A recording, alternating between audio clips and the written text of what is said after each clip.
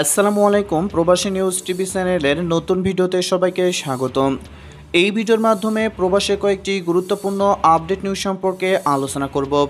প্রথমে আলোচনা করব যে রুটে আবারও ইউনাইটেড এয়ারলাইন্সের ফ্লাইট সংখ্যা বাড়াচ্ছে। এদিকে আপনারা যারা বর্তমানে মালয়েশিয়া থেকে বাংলাদেশে আসবেন, আপনাদের 16 জুলাই থেকে ইউএস বাংলা এয়ারলাইন্সের ফ্লাইট চালু হচ্ছে এবং মালয়েশিয়ার ফ্লাইট ও কোয়ারেন্টাইন সম্পর্কে বিস্তারিত আলোচনা করব।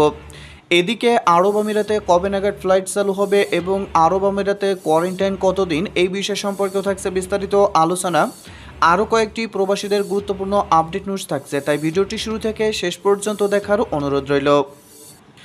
প্রথমে আলোচনা করব ফ্লাইট সংখ্যা বাড়াচ্ছে ইউনাইটেড এয়ারলাইন্স। আসন্ন শীতে যুক্তরাষ্ট্রের বিভিন্ন গন্তব্যে প্রায় 150টি ফ্লাইট চালু করবে বিমান সংস্থা ইউনাইটেড এয়ারলাইন্স। মূলত উষ্ণ আবহাওয়ার অঞ্চলগুলোতে যাত্রী পরিবহন করা হবে এইসব ফ্লাইটের মাধ্যমে। পাশাপাশি মেক্সিকো, মধ্য আমেরিকা ও ক্যারিবীয় অঞ্চলের সমুদ্র তীরবর্তী স্থানের উদ্দেশ্যে উড়বে এইসব উড়োজাহাজ। উড়োজাহাজ পরিষেবা সংস্থাটি বলছে, শীতকালীন সময়সূচিতে তারা ক্যালিফোর্নিয়ার মতো স্থানেও ফ্লাইট সংখ্যা বাড়াবে বলে ধারণা করা হচ্ছে। বিশেষ করে মহামারীর আগে 2019 সালে যে পরিমাণ ছিল তার চেয়ে বেশি হবে। মহামারীর কারণে উড়োজাহাজ খাতের যে স্থবিরতা ছিল তা শিগগিরই কাটিয়ে ওঠা যাবে বলে ইঙ্গিত দিয়েছে ইউনাইটেড এয়ারলাইন্স। ডেল্টা এয়ারলাইন্সও অভ্যন্তরীণ রুটে নতুন ফ্লাইটের সময়সূচি ঘোষণা করছে, তাই আবারও ফ্লাইট সংখ্যা বাড়াচ্ছে ইউনাইটেড এয়ারলাইন্স। এদিকে আপনারা অনেকেই কমেন্ট করে জানতে চেয়েছেন যে ভাই, আমরা যারা 16 জুলাই থেকে মালয়েশিয়া থেকে দেশে আসব, আমাদের দেশে আসার আগে কি করতে হবে? আমরা যদি করোনা ভ্যাকসিনের টিকা না গ্রহণ করি তাহলে 14 দিনের প্রাতিষ্ঠানিক কোয়ারেন্টাইনের জন্য আমাদের আগেই হোটেল বুকিং করতে হবে কিনা, এবং আপনারা অনেকেই জানতে চেয়েছেন যে 16 জুলাই থেকে শুধুমাত্র ইউএস বাংলা এয়ারলাইন্সই ফ্লাইট পরিচালনা করবে কিনা, নাকি বিমান বাংলাদেশ এয়ারলাইন্সও ফ্লাইট পরিচালনা করবে, এই বিষয় সম্পর্কেও আপনারা জানতে চেয়েছেন। সকল মালয়েশিয়া প্রবাসী ভাই ও বোনদের সুবিধার জন্য জানাতে চাই, বর্তমানে বেসরকারি বিমান চলাচল কর্তৃপক্ষ বেবিসক কিন্তু মালয়েশিয়াকে ফ্লাইট নিষেধাজ্ঞা প্রত্যাহার করে আগামী 16 জুলাই থেকে ইউএস বাংলা এয়ারলাইন্সের প্রথম ফ্লাইট কুয়ালালামপুর টু ঢাকা রুটে কিন্তু পরিচালিত হতে যাচ্ছে। তাই আপনারা যারা আগামী 16 জুলাই ইউএস বাংলা এয়ারলাইন্সের টিকিট কেটেছেন, তাদের কিন্তু আসার আগে যেগুলো কাজ করতে হবে সেটা হলো, করোনা ভাইরাসের টিকা নেওয়া না থাকলে 14 দিনের প্রাতিষ্ঠানিক হোটেল কোয়ারেন্টাইন কিন্তু আপনাদের জন্য বাধ্যতামূলক। ভ্যাকসিন নেওয়া থাকলে সরাসরি বাসায় গিয়ে কিন্তু আপনারা 14 দিনের হোম কোয়ারেন্টাইন করতে পারবেন। আর ফ্লাইটের 72 ঘন্টার মধ্যে কিন্তু পিসিআর টেস্ট করিয়ে নেগেটিভ সনদ আপনাদের সঙ্গেই থাকতে হবে।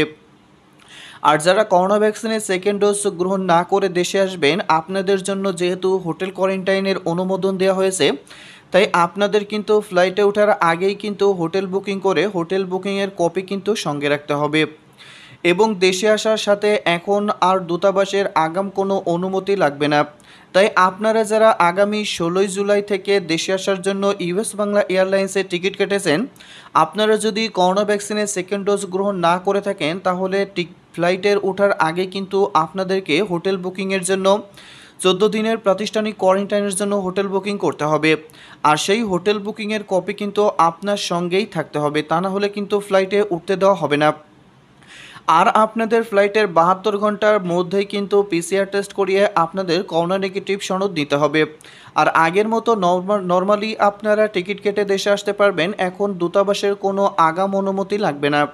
আর আপনারা অনেকেই কমেন্ট করেছেন যে বর্তমানে বিমান বাংলাদেশ এয়ারলাইন্সের কোনো ফ্লাইট কুয়ালালামপুর ঢাকা রুটে যাবে কিনা। এখনও বিমান বাংলাদেশ এয়ারলাইন্সের পক্ষ থেকে কোনো নোটিশ প্রজ্ঞাপন জারি করা হয়নি যে বর্তমানে তারা কুয়ালালামপুর থেকে বাংলাদেশে আপনার ফ্লাইট পরিচালনা করবে। পরবর্তীতে যদি বিমান বাংলাদেশ এয়ারলাইন্স ফ্লাইট পরিচালনা করে তাহলে অবশ্যই আপনাদেরকে জানিয়ে দেব। তাছাড়া বর্তমানে প্রতি সপ্তাহে শুক্রবারে একটি flight US Bangla airlines Kuala Lumpur two Dhaka রুটে কিন্তু পরিচালিত হবে। তাই আপনারা যারা বর্তমানে মালয়েশিয়া থেকে দেশে আসার জন্য প্রস্তুতি গ্রহণ করছেন, তাদের কিন্তু এই শর্তগুলো অবশ্যই মানতে হবে। তাই আপনাদেরকে বলবো, যদি সময় থাকে তাহলে অবশ্যই করোনা ভ্যাকসিনের সেকেন্ড ডোজ গ্রহণ করেই দেশে আসবেন, তা না হলে দেশে আসার পরে 14 দিনের প্রাতিষ্ঠানিক কোয়ারেন্টাইন থাকতে হবে, যা প্রত্যেকটা প্রবাসীদের পক্ষ থেকে বহন করা কিন্তু অসম্ভব।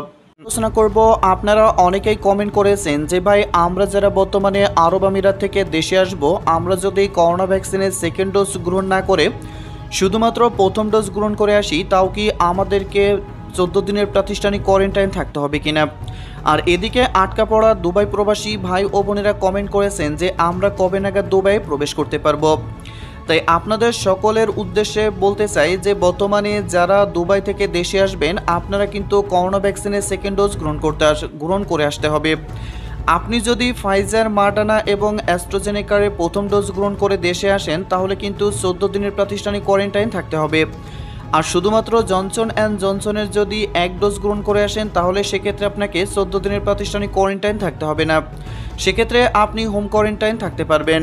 তাছাড়া ফাইজার, মডার্না আর অ্যাস্ট্রাজেনেকার যদি 2 ডোজ গ্রহণ না করে দেশে আসেন তাহলে কিন্তু আপনাদেরকে 14 দিনের প্রাতিষ্ঠানিক কোয়ারেন্টাইন থাকতে হবে। কারণ বেসামরিক বিমান চলাচল কর্তৃপক্ষ বেবিসকের যে নতুন নির্দেশনা সেই নির্দেশনা অনুযায়ী 12টি দেশকে কিন্তু ফ্লাইট নিষেধাজ্ঞা করেছে।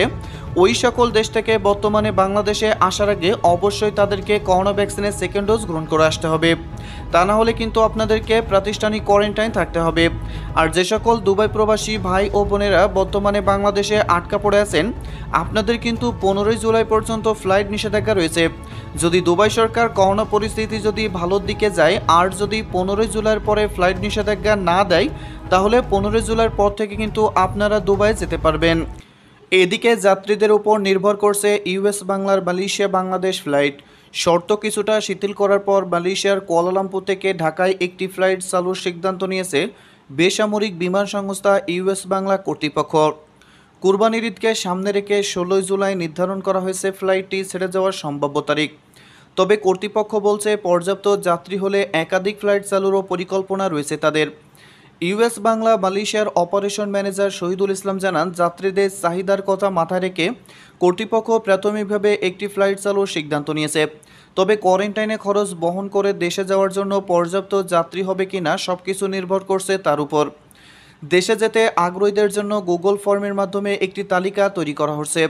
এই তালিকার মাধ্যমে পর্যাপ্ত যাত্রী পেলে নির্ধারিত সময় ফ্লাইটটি ছেড়ে যাবে বলে জানান তিনি। উল্লেখ্য 16 জুলাই এর ফ্লাইটে যেতে আগ্রহীদের বিমান ভাড়া শুরু 1344 রিঙ্গিত থেকে। এছাড়া ইউএস বাংলার প্যাকেজ অনুযায়ী 14 দিনের বাধ্যতামূলক কোয়ারেন্টাইন বাবদ থাকা খাওয়া সহ গুনতে হবে জনপ্রতি 1798 রিঙ্গিত। তবে 2 বা 3 জনের হোটেলে রুম থাকলে কমে আসবে খরচ, সেক্ষেত্রে জনপ্রতি খরচ আসবে 1240 রিঙ্গিত। অবশ্য প্রথম বা দ্বিতীয় ডোজের ক্ষেত্র বিশেষ প্রযোজ্য। করোনা টিকা নিয়েছেন যারা তাদের গুনতে হবে না এই অতিরিক্ত অর্থ। নিজ নিজ বাড়িতে 14 দিনের কোয়ারেন্টাইন থাকতে হবে সেই সব প্রবাসীদের। আর টিকা নেননি এমন প্রবাসীদের জন্য সরকার নির্ধারিত হোটেল কোয়ারেন্টাইন বাধ্যতামূলক করা হয়েছে। এদিকে লকডাউনে কাজ হারিয়ে দেশে ফেরার অপেক্ষায় থাকা সাধারণ প্রবাসীরা কোয়ারেন্টাইনের অতিরিক্ত অর্থ মওকুফে সরকারের হস্তক্ষেপ কামনা করেছেন। দীর্ঘদিন মালয়েশিয়ায় আছেন এমন প্রবাসীরাও বলছেন টানা লকডাউনে এমনিতেই মানবতার জীবনযাপন করছেন প্রবাসীরা। এই অবস্থায় কোয়ারেন্টাইনের অতিরিক্ত অর্থ মওকুফ না করলে তারা দেশে ফিরতে পারবেন না।